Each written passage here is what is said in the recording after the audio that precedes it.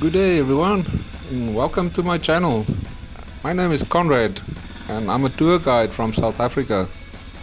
I'm a keen traveler myself and I love exploring new places, especially on my motorcycle. We start off this episode at Bella Bella, which is a town in the Waterberg district in the Limpopo Province, about 100 kilometers north of Pretoria. In this episode, I rode from Pretoria to Vaalwater with a loop past Tabazambi to go and camp out for a night. This video was recorded before my trip to Stilbaai, so you will notice all the scenery being very lush green as it is just after a long wet summer. This time of the year was around end of February.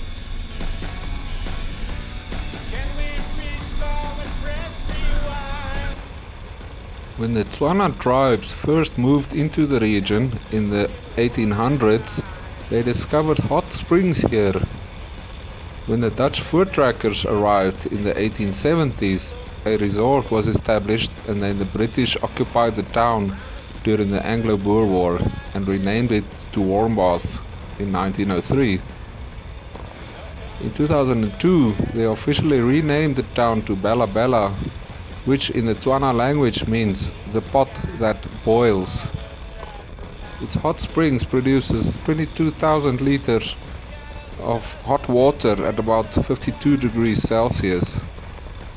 The town Bella Bella is surrounded by farms producing fresh produce for the surrounding cities, but it's also a prominent holiday resort town providing many luxury or camping establishments close to nature.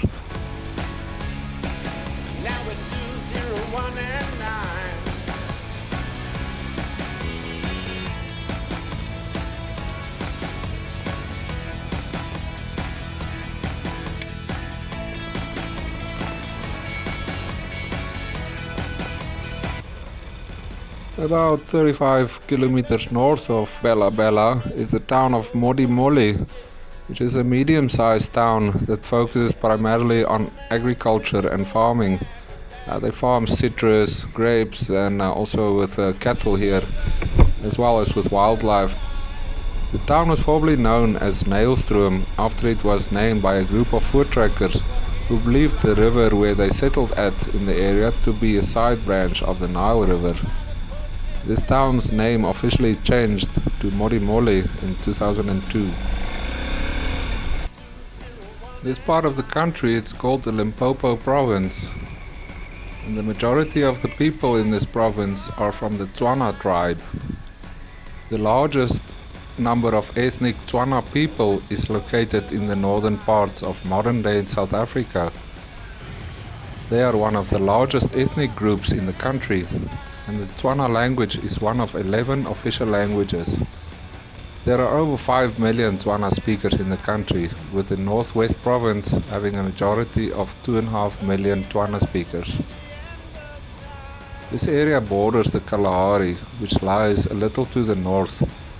The Kalahari Desert occupies about 2/3 of Botswana, our neighboring country, and for this reason mainly there are only around 2.2 million people who mostly speak Tswana, so quite a bit more Tswana speaking people in South Africa than in Botswana.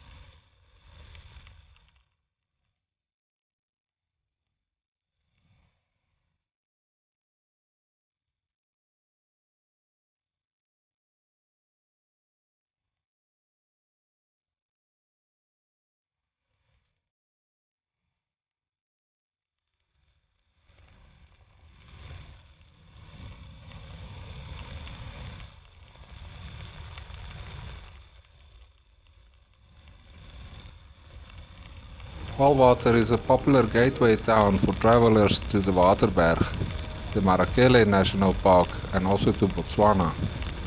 It is progressively becoming a minor destination for tourism. There are a variety of craft, art and gift shops, as well as cafes and restaurants. Vaalwater is also home to some of the most magnificent game farms and ecotourism in the country. Many of the game farms host the Big Five, and nature lovers will find the mountains, bush and wildlife worth a visit. I stayed over at the Tabazambi, which is situated in the heart of the Waterberg, just around 20 kilometers outside the small town of Vaalwater. I arrived just after the sun set. I quickly had to set up camp, start a fire and buy something to eat with a few other things I prepared at home and brought along. The campsites have plenty of grass and partly shaded by big natural trees. They are serviced by hot, cold water ablutions that provide showers and flush toilets. Each site has access to its own power point and braai facility. This is bushveld world, with thorn trees making up most of the scenery, and then there's the cliff with most beautiful solid rock drop-offs or risers that just beg to be climbed. The stream that originates a few kilometers up in the mountain joins the Mokolo River. The cool, crystal clear water is sweeter and better than anything you have tasted before. The hike is very accessible to young and old. The route crosses the stream a few times and invites all to kick off the shoes and wade through the water barefoot instead of jumping for dry rocks with shoes on. The mornings in the campsite are my favorite. I love waking up from the sounds outside. Birdies starting to sing, the wind rustling through the trees and over my tent. I sleep very well outside, even on a small blow-up mattress. It must be the fresh air and the tranquility outdoors. The best part is making my coffee on the fire, relaxing for as long as possible, just sitting and taking as much of the surroundings in, filling my soul with the peace and then slowly packing up, then get ready to take another ride down the road.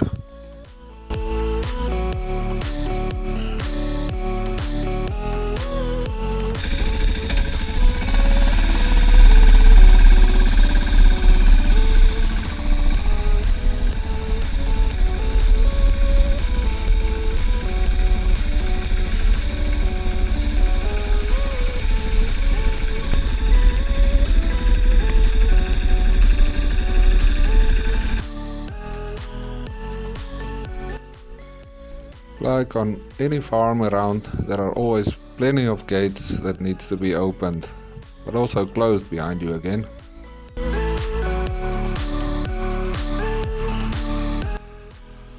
It was time to get going again before it got too hot. The temperatures were already rising, and I normally get my t-shirt wet a little bit before I go, so when the air flows through my jacket, I get a bit of a cool down. Until it dries, of course, but you can always stop and make it wet again with a bottle of tap water. I was surrounded by game farms and mountain ranges. I just kept my eyes open if I could spot anything through the fences. All I saw here and there was a kudu or an impala, many birds of course. There is quite a newly established national park not far from here, between the Waterberg mountains, called the Maracali National Park, about 20 kilometers northeast of Thabazimbi. It's characterized by contrasting mountain landscapes, hills and valleys, as well as a variety of wildlife.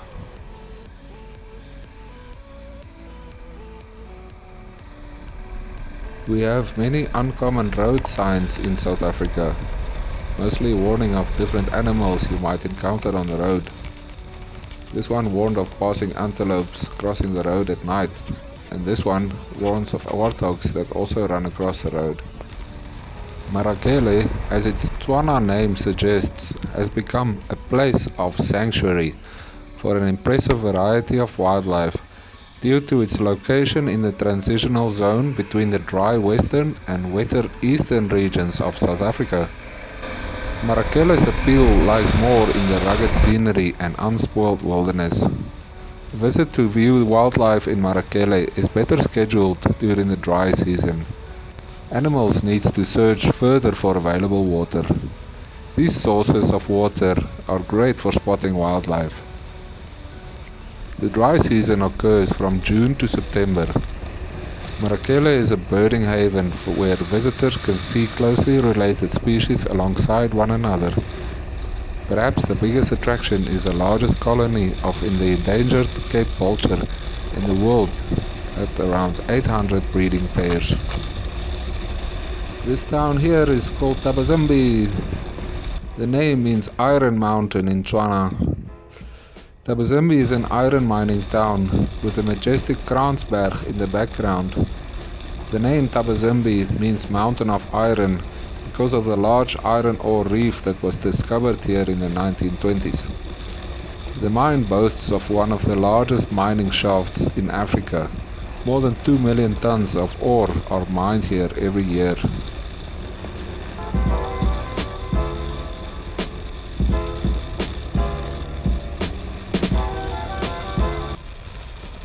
As you can imagine, it was pretty hot from here on, so I didn't have many stops.